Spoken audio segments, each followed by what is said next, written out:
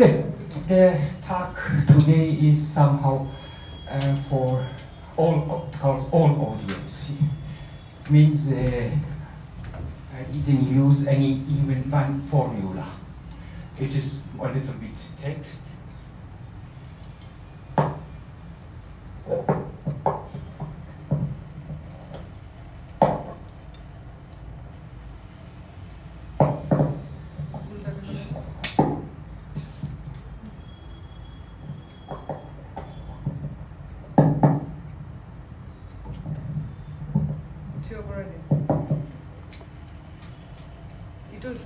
Stand mic to 90. Stand mic to. Did you have that? It will lot of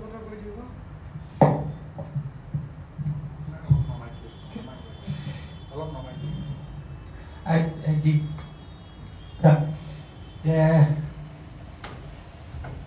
The talk it contains two parts.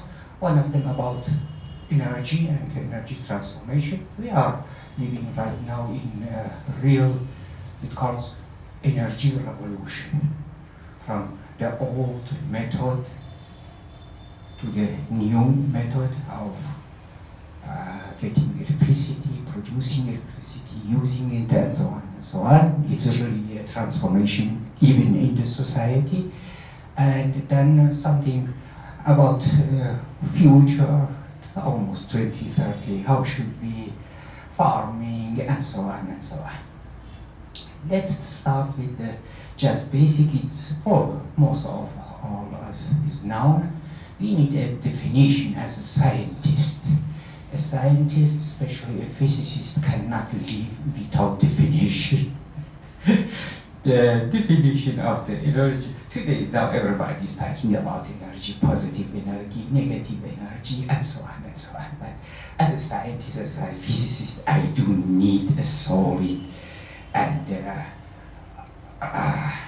exact short form of a definition. Definition of energy is that something that we need in order to do something. That's it. Short enough and usability. One of the most important part about the energy is we cannot create energy and we cannot even destroy energy. And this is the basic from thermodynamic in any level of learning, high school, college, university, PhD level, whatever. And it makes everything or thermodynamic, and especially the issue of energy, somehow a little bit easier to understand. In a cold day, by such a moment, I will change, the form I will use the moving energy in heat energy. Just a car, we will use chemical energy in moving energy. If a student, if we as a scientist, not knowing, understanding this axiom, the thermodynamic will be very easy to learn. Vice versa, oh my God, that will be difficult. That is why we need a definition of energy. By the way, a PDF file of my talk, I will give to Dr. Meenakshi if you are interested. You can get that one, and a little bit too much text in it. I will just point out or shout out, and the full text you can give if you want. That's that. If we try to categorize energy, today now we use two terms of making difference between energy sources. One of them is called renewable energy and non-renewable energy.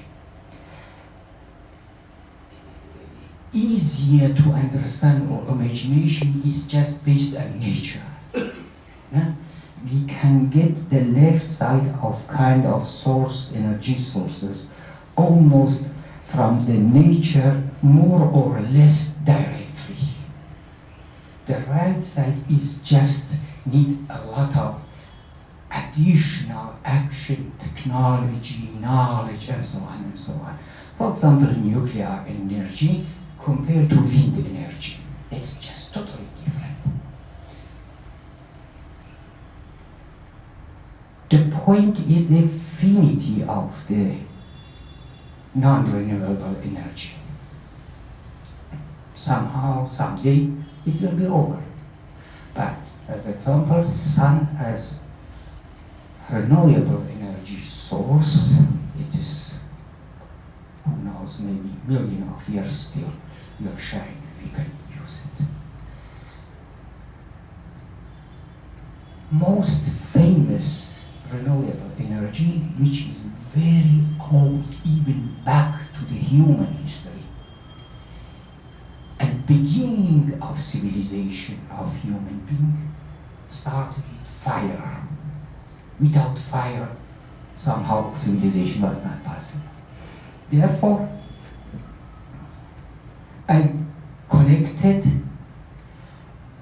based on history, an amount or collection of the renewable energy based on bio. As you see here, as I told you, there are a lot of much information in it. I will just mention some of the important parts of it. For example, firewood and wood chips. It's exactly the same. But if you are talking about advantage and disadvantage from one or other one, both are bulky. One of them easy to transport compared to other one. But the compensation, the chemical reaction with oxygen, which we call it as scientists burning process, is almost the same. Now, it is one important point by this slide is the production of these two kinds of biofuels, 10⁸ cubic meter just only in 1 year. Another kind as well, 10⁸ ton that we used only in year 2013. Let's continue with another kind of wood, for wood family. It has started just almost 15-20 years ago in European country in order to produce pellets. And then what we know very well in a lot of countries and in a lot of culture calls charcoal. So again, here scientific facts about the both kind of biofuels. Then let's continue or go to the liquid form of it. The liquid form of it is ethanol, research ethanol, biodiesel, the procedure how to get it, and if you look at it, almost 10⁸ or 9 gallons per year we use from this fuel. Why I am talking or give this number and this data, you will see it what will be if we can use, if we can take more use and just this taking sun as the main source. That is the point why I just mentioned this number. Another kind of this is the form of gas, biogas and syngas, and I was really impressed on the way that so the compressed natural gas for transportation in India. I found it very interesting. The similar was just which I saw in Uzbekistan. In Uzbekistan they use a lot, again, natural gas instead benzene and diesel. If you see here again a lot of 10⁸ cubic meter synthetic gas. If we are talking about the renewable energy, we should mention hydropower hydropower as well. Somehow, more or less, for you as scientists, should be known what we need, the advantage and disadvantage from this system. We do need, we collect the water. This collection causes a potential energy, just flowing the water is the kinetical energy going to the turbine. A spin turbine, I will be able to produce electricity and then go to grid, and that's it. Advantage and disadvantage from this system. One of the biggest disadvantage I do remember from my stay time in Ethiopia, it's really expensive and need trustable knowledge, not just putting soil over it and that's it. Building 20-meter high wall, it doesn't work. And then the problem is just right now, I talked to the Turmin actually, water is an issue for the future, even near future. The problem between China and India because of water, the river between countries. Exactly the same problem is between Turkey, Iraq, and Syria. Turkey government had started almost 20 years ago in order to build almost 30 dams, water dams. And the main source of Dicle and Forat, these two very important rivers to Iraq and Syria, is in Turkey. They built a lot of power plant dams, and now the both countries, Syria and Iraq, there's a lot of problem, even for drink water. That's some society or psychology problem of this advantage of this technology. If we go through the timeline of hydropower, somehow a little bit old, 1849 was the first turbine, they were built it, and then just getting electricity not only for irrigation purposes, but also in order to produce electricity. Produce electricity is false, it is not correct. We can just modify energy, but allow me please to take this word. And if you see it, just go to 2011, for example, we got an gigawatt, almost 1 terabyte electricity production by using hydropower. And in some countries it's just really, the price production is just for nothing. Ireland, for example, or north countries in Europe, there are a lot of river, a lot of water there, even in Switzerland and so on. Then let's go to another kind of renewable energy. It calls photovoltaic. Contains of two words. Photo, which comes from photon, Latin means light, and volt from volta, the Italian scientist who did a lot of wonderful works regarding electricity and magnetism.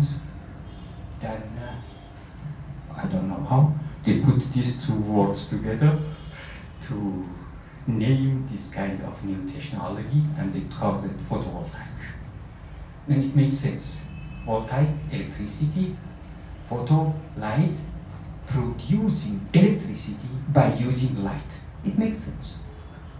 Okay.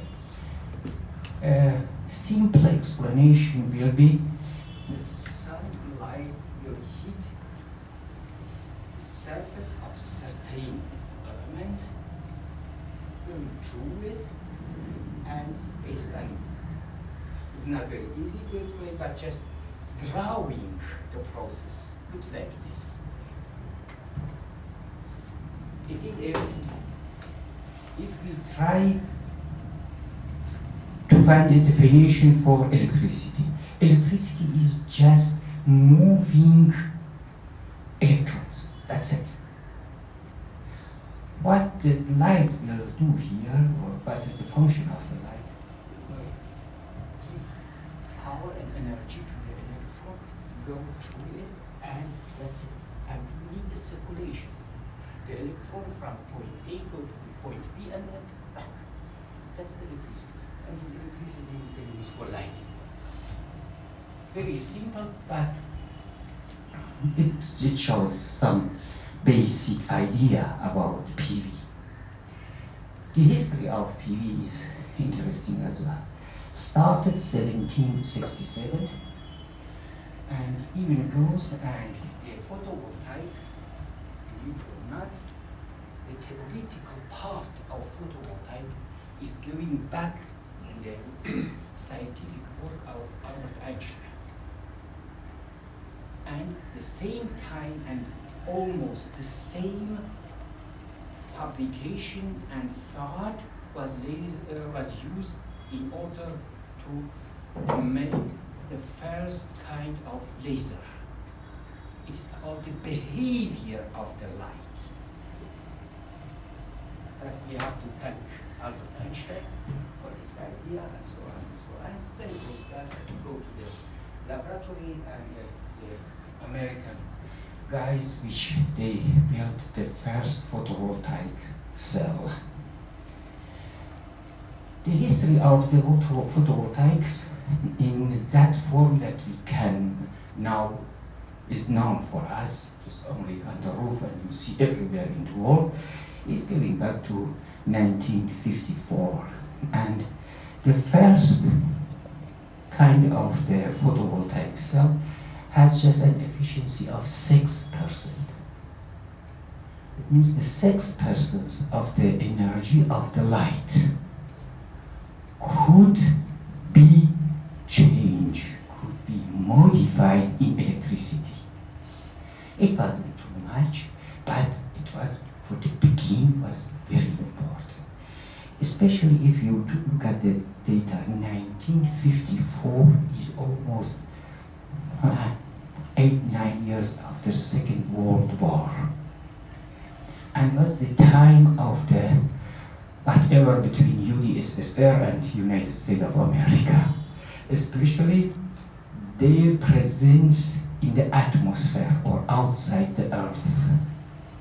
A combustion engine for a satellite does not work, but we need electricity there. Therefore, 6% is not too much, but at that time was good enough in order to control or getting the satellite and certain orbit. Goes on and so on, 15 to 20%, and maybe in say 5 years or in several years, 10 years, we reached 30%. It is doable, but still a lot of work has to be done in order to get 30% efficiency. This is the same shoemaker after whom we have a comet. Shoemaker, the same shoemaker after whom we have a comet name? No. Is this the gleiche Schumacher, der nach whom eine Komet genannt ist? No. Another kind of the... That is the maximum efficiency you can expect during the next 5 years, is 30%. 30%. 30%. Yeah. But recently I have heard one lecture by one scientist. He says that already we are at the threshold of reaching 42%. With a different kind of semiconductor solar cell. The kind not of silicon, not silicon. No. I'm talking about a pure silicon. We can take additional layer to get higher efficiency and so on. But it is again the point of price. How much do you want to pay in order to produce 1 kilowatt-hour electricity? That makes difference. Another kind of the renewable energy is the wind energy, which is really very old, but the use of it changed during the time. Based on some historical data goes back to 6,000. And then goes to new area, new time of wind energy in order to produce electricity, almost 2006. And then right now, the wind energy is one of almost so important as photovoltaic gas. The picture shows down left side. There are two possibilities, on the countryside or on the seaside, in order to produce electricity by using wind. By 2019, the diameter for photovoltaic wind energy was almost 120 meters, and the height was almost 90 meters. By 2035, the height will be almost 130 meters, the turbine. And the diameter of the turbine will be almost 180 meters. The point is the produced electricity by wind energy is dependent on velocity power 3. And velocity of wind is dependent on the height of the turbine. The wind energy, just say, okay, wind, just one word, but really it is not so easy. It's easy to say the word, but the science of this only one word is very complex. It means by getting higher or building higher turbine and the very height and changing the diameter, we will be able to produce more electricity. And if we compare it, 2.5 megawatt compared to 5.5 megawatts, just by changing these two factors. That's the countryside, that is the under sea, and how they fix it, the whole equipment under sea. There are these two different classifications. It should be somehow fixed, this whole infrastructure equipment. They use different methods, but for example, from 0 to 60 metapix, they will use these two technology, and more deeper in ocean, especially close to Denmark, they have a lot of such wind. Even called wind farm. So there you say floating offshore wind. So does it mean that it's on a platform which can be moved? Yeah. It's on a moving platform. The wind behavior changes rapidly based on the structure of the plate and the form of the land. Over the sea, you cannot see, there is not any change, any modification of the environment. Just straightforward, and the wind will blow and blow and blow. But on the countryside, the structure, the landscape, even tree forms and building makes a lot of difference. Therefore, is very favorable but expensive. That's the point. From other side, you produce electricity in ocean, but you have to bring it to the country. That means a special technology. That's another point. Now let's go to the I call it the mother of the non-renewable energy, which is the sun.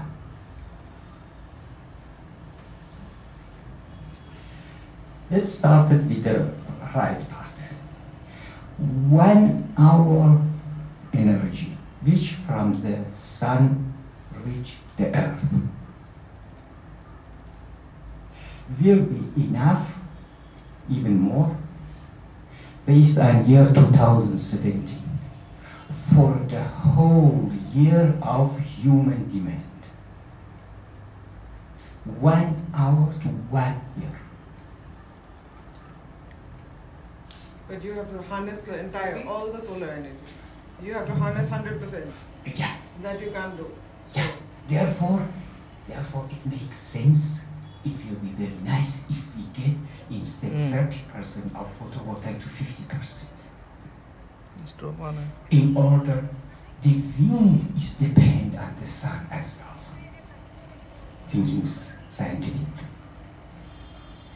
Okay, if I get, I don't know.